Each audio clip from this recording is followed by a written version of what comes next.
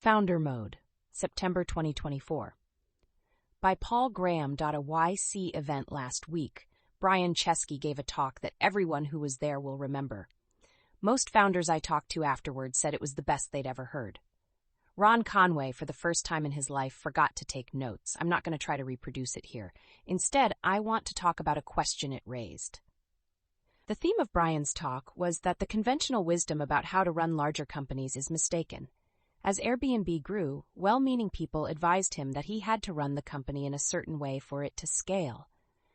Their advice could be optimistically summarized as, hire good people and give them room to do their jobs. He followed this advice, and the results were disastrous. So he had to figure out a better way on his own, which he did partly by studying how Steve Jobs ran Apple. So far, it seems to be working. Airbnb's free cash flow margin is now among the best in Silicon Valley. The audience at this event included a lot of the most successful founders we funded, and one after another said that the same thing had happened to them. They'd been given the same advice about how to run their companies as they grew, but instead of helping their companies, it had damaged them. Why was everyone telling these founders the wrong thing? That was the big mystery to me. And after mulling it over for a bit, I figured out the answer. What they were being told was how to run a company you hadn't founded, how to run a company if you're merely a professional manager. But this MO is so much less effective that to founders it feels broken. There are things founders can do that managers can't, and not doing them feels wrong to founders, because it is. In effect, there are two different ways to run a company, founder mode and manager mode. Till now, most people, even in Silicon Valley, have implicitly assumed that scaling a startup meant switching to manager mode. But we can infer the existence of another mode from the dismay of founders who've tried it and the success of their attempts to escape from it.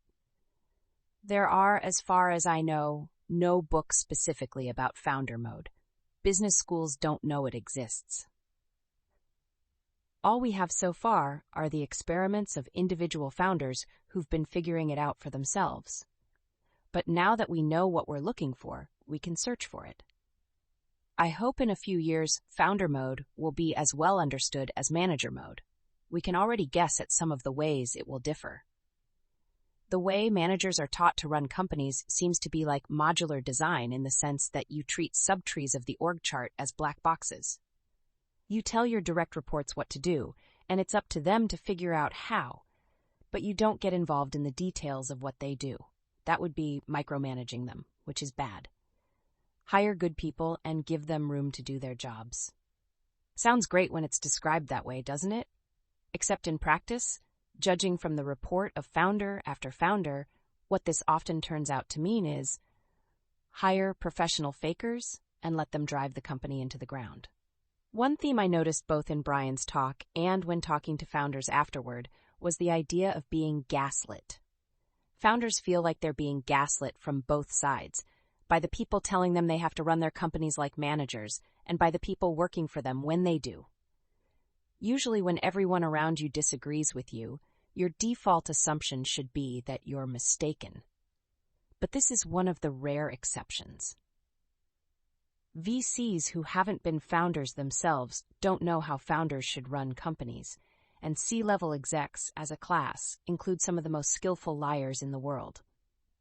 Whatever founder mode consists of, it's pretty clear that it's going to break the principle that the CEO should engage with the company only via his or her direct reports. Skip-level meetings will become the norm instead of a practice so unusual that there's a name for it. And once you abandon that constraint, there are a huge number of permutations to choose from. For example, Steve Jobs used to run an annual retreat for what he considered the 100 most important people at Apple, and these were not the 100 people highest on the org chart. Can you imagine the force of will it would take to do this at the average company? And yet imagine how useful such a thing could be. It could make a big company feel like a startup. Steve presumably wouldn't have kept having these retreats if they didn't work, but I've never heard of another company doing this. So, is it a good idea or a bad one? We still don't know. That's how little we know about founder mode. Obviously, founders can't keep running a 2,000-person company the way they ran it when it had 20. There's going to have to be some amount of delegation. Where the borders of autonomy end up, and how sharp they are, will probably vary from company to company. They'll even vary from time to time within the same company as managers earn trust. So founder mode will be more complicated than manager mode, but it will also work better. We already know that from the examples of individual founders groping their way toward it.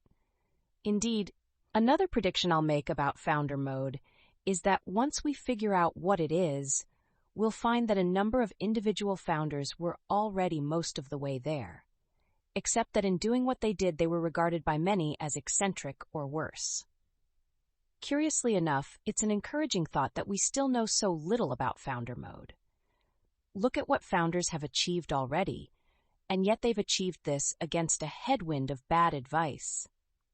Imagine what they'll do once we can tell them how to run their companies like Steve Jobs instead of John Scully.